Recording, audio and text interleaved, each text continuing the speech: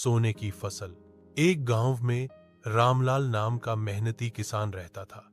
उसके पास थोड़ी सी जमीन थी, लेकिन वह पूरी लगन और ईमानदारी से खेती करता। सुबह से शाम तक खेत में काम करता और मिट्टी से जैसे उसका नाता था।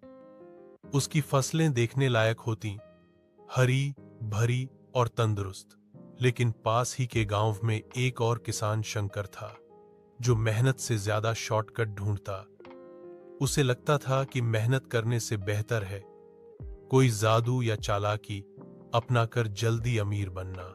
एक दिन शंकर ने देखा कि रामलाल के खेत में गेहूं की फसल इतनी चमक रही थी कि दूर से सोने जैसी लग रही थी। लोग कहते, रामलाल के खेत में तो सचमुच सोना उगता है। यह सुनकर शंकर के मन में लालच आ गया। वह रामलाल के पास गया और बोला, भाई, तुम मुझे यह राज बता दो कि तुम्हारे खेत में सोना कैसे उगता है। मैं भी वही करना चाहता हूं।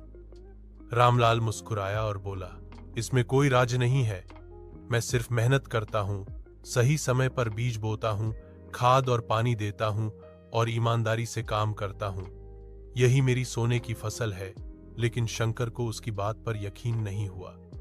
उसने सोचा, जरूर इसके पास कोई जादुई बीज है।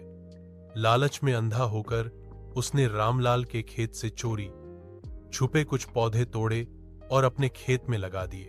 परंतु जब फसल तैयार हुई तो उसके खेत में वही साधारण गेहूं निकला, सोना कहीं नहीं। उस दिन उसे समझ आया कि असली सोने की फसल मेहनत और ईमानदारी से ही उगती है, न कि चालाकी या लालच से।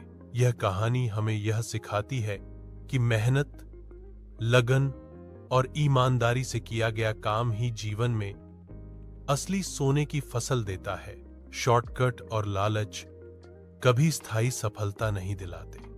दोस्तों, कहानी यहीं खत्म होती है, पर सिलसिला अभी बाकी है। ऐसी और रोचक कहानियां सुनने के लिए चैनल को सब्सक्राइब जरूर करना, और अगर कहानी पसंद आई हो तो लाइक और शेयर करना। अगली कहानी तक मैं हूं सर्वज्ञ। नमस्कार।